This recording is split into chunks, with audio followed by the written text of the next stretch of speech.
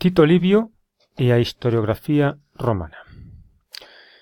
A historiografía en Roma xorde como resultado da adaptación dun xénero literario nacido en Grecia ao mundo e civilización romana. A historiografía romana pódese dividir en varias etapas. Primeira etapa: orixes, século III e II a.C.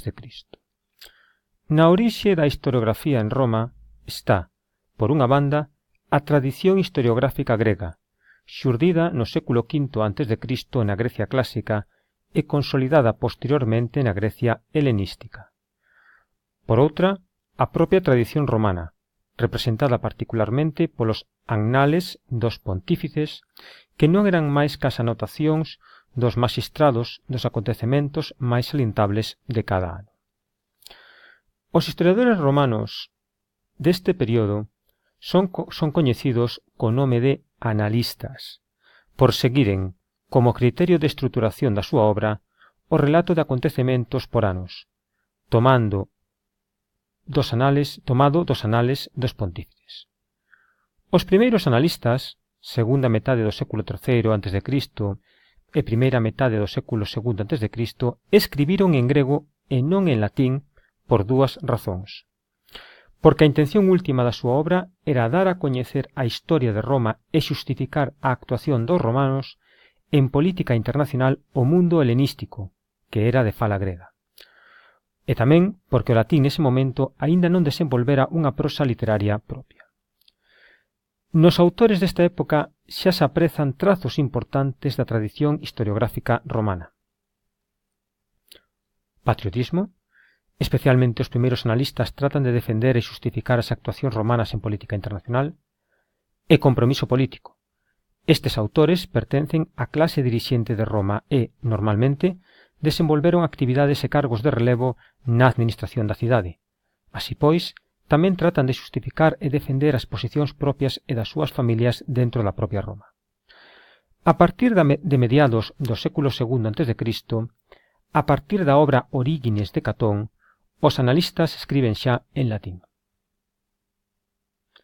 Nos anos previos, os historiadores da época final da República, dos que conservamos obras, na historiografía latina tende a dominar a concepción dramática da historia, que busca facer o relato agradable e interesante ao lector en detrimento da veracidade do contido.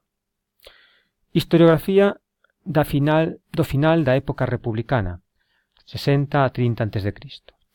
A este período pertencen as primeiras obras que conservamos da historiografía latina. Salustio, do 86 ao 35 a.C., escribe dúas monografías históricas. As monografías históricas son obras historiográficas que se centran nun feito concreto. Bellum Jugurthinum e o Bellum Catilinae, e unhas Historiae. Dentro dos annales, os romanos distinguían entre os annales propiamente ditos, nos que un historiador trataba os feitos históricos, digamos, por decirlo así, dentro do principio da historia de Roma, as historiae, que son uns anales nos que se tratan os acontecementos históricos que corresponden á vida do propio autor. Salustio supón, por unha banda, a procura dun estilo literario propio para o xénero en reacción contra o estilo retorizante e ampuloso dos analistas da primeira metade do século I a.C. E, por outra banda, a procura ou búsqueda das causas ou motivos últimos das accións humanas. César, 100 a 44 a.C., escribe dous comentarios nos que narra, por unha banda, a súa campaña de conquista na Galia, de Bello Gálico, e, por outra, a guerra civil que loita contra Pompeo e os seus partidarios, de Bello Quiwili. É importante salientarmos que a obra de César non pertence stricto sensu ao xénero historiográfico. César recolle información nun estilo sinxelo e sen adorno, para que posteriormente sirva de fonte aos historiadores. Pódese ver, porén, no obxectivo último de César un importante trazo da historiografía romana, o compromiso político, pois César busca dar a súa versión dos acontecementos históricos que protagoniza. A historiografía do Alto Imperio. O Alto Imperio vai do ano 31 a.C. ao ano 235 despois de Cristo. No contexto político inmediatamente posterior á desaparición da República, a obra de Tito Livio é o exemplo máximo do ideal do xénero da historiografía.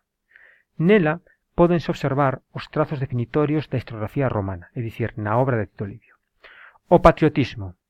Tito Livio parte dunha concepción finalista da evolución histórica. Todo o acontecido previamente tiña que acontecer para que Roma puidese chegar a ser a potencia dominadora do mundo. O compromiso político. Son as virtudes tradicionais de Roma, encarnadas nos protagonistas máis importantes da súa obra, as que explican o engrandecemento de Roma. Concorda así cun dos obxectivos básicos da política do emperador Augusto, que pretende unha recuperación dos valores e costumes tradicionais de Roma. O carácter moralizante. Cicerón consideraba a historia como mestra da vida, entendendo que unha das funcións básicas do xénero é o de dar exemplos de boas e malas condutas, tendo xa que logo unha función pedagóxica e de modelo. Moitos dos personaxes históricos de Tito Livio encarnan eses costumes e comportamentos que deben servir de modelo. Finalmente, a obra de Tito Livio ven materializar as ideas que sobre o estilo do xénero expresara Cicerón, para o cal a historia debe axustarse ao modelo de estilo da oratoria. Para Cicerón é moi importante que o estilo da prosa histórica sexa agradable e, polo tanto, elaborado e artístico. Por iso é preciso que na narración abunden os períodos amplos e equilibrados, cun estilo parecido ao das narracións de feitos nos discursos. Así mesmo, é preciso que se introduzan discursos en estilo directo para romper a monotonía da narración histórica, discursos que se han elaborar segundo os preceptos da retórica. As ideas e principios que están detrás da obra de Tito Livio son respectados basicamente por outros historiadores menores desta época, Valerio Máximo ou Velleio Patérculo, estilo retorizante, concepción moralizante de historia, etc. Pero o grande historiador deste período reacciona contra o modelo de Tito Livio. Tácito, nacido no ano 56 despois de Cristo e morto contra o 117 despois de Cristo. Segue o modelo de Salustio. Tácito rexeita o estilo de Tito Livio a prol dun estilo máis arcaizante, onde predomina a brevidade e variación. Como historiador, consagra o principio da imparcialidade e trata de buscar as causas últimas dos acontecementos que el atopa na psicoloxía dos grandes personaxes históricos. Cultiva tanto os annales, unha das súas obras titúlase precisamente así, como a monografía histórica Germania e a biografía de Vita Julii Agricolae. Dentro deste período, aínda que de novo, como no caso de César, fora do xénero historiográfico stricto sensu, hai que citar a Suetonio, 70-122 despois de Cristo, coa súa obra De Vita Duodecim Caesarum. Trátase dunha colección de biografías dos emperadores romanos dende Xulio César, que non é técnicamente falando un emperador, a Domiciano. Esta obra é moi importante, tanto pola información que nos transmite, como por servir de modelo á tradición biográfica do Baixo Imperio. Finalmente, a historiografía do Baixo Imperio. O Baixo Imperio é o período da historia do Imperio Romano que vai do ano 284 ao 436 despois de Cristo. Neste período destaca o último grande historiador de Roma, Amiano Marcelino, 330-395 despois de Cristo.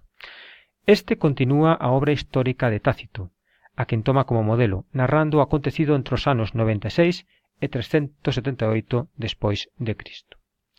Por outra banda, este é o período dos resumos e compendios de obras históricas anteriores, destacando os epítomes, resumos de obras máis amplas, como o de Floro, século II despois de Cristo, e breviarios, obras breves de historia a partir de outras obras máis amplas como o de Eutropio, século IV. Tamén nesta época ten continuidade a tradición biográfica que, tomando como modelo a Suetonio, ten o seu máximo exemplo na Historia Augusta, colección de biografías dos emperadores entre os anos 117 e 275 despois de Cristo. Ben, nesta pregunta, tal e como eu a desenvolvín, o que buscamos é dar resposta e enmarcarmos a figura de Tito Livio dentro da tradición historiográfica romana, tendo en conta que hai unha primeira etapa ou orixes da tradición historiográfica romana, que son os séculos III e II a.C., onde o que temos é a figura dos analistas. Analistas que o que fan é escribir as súas obras históricas tomando o modelo dos anales dos pontífices máximos. Os anales dos pontífices máximos non eran unha recolección dos acontecementos de cada ano que se escribían nunhas tabulae de albatae e que se gardaban nos templos de Roma. Seguindo este modelo, os primeiros historiadores romanos levan a cabo o seu labor, tomando tamén como modelo a historiografía grega. Ted en conta que nesta primeira etapa de historiografía romana, da que non conservamos nada máis que fragmentos, durante un período desta primeira etapa, as obras historiográficas son escritas en latín. Non é senón ata que Catón escribe a súa obra Orígenes, na primeira metade do século II despois de Cristo, que a lingua das obras historiográficas en Roma vai ser o latín. Despois desta primeira etapa da que non conservamos nada, pasamos á historiografía da etapa final, do período final da República, onde brillan dúas figuras básicas, que son, por unha banda, Salustio e, por outra banda, Xulio César. Ted en conta que Xulio César non escribe, propiamente dito, historia, senón que escribe comentarios. É dicir, o que el fai é unha recolección ou recompilación de material cunha mínima forma para que poida ser utilizado posteriormente polos historiadores para faceren as súas obras historiográficas. Salustio, pola súa banda, que é o primeiro historiador propiamente dito que temos en Roma, é moi importante porque vai ser o modelo de Tácito, que é o grande historiador do Alto Imperio Romano.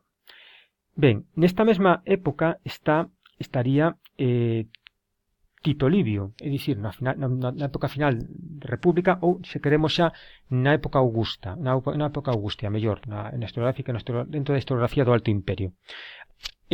A obra historiográfica de Tito Livio é a obra historiográfica modelo de referencia para todos os historiadores, aínda que Tácito vai reaccionar contra ela.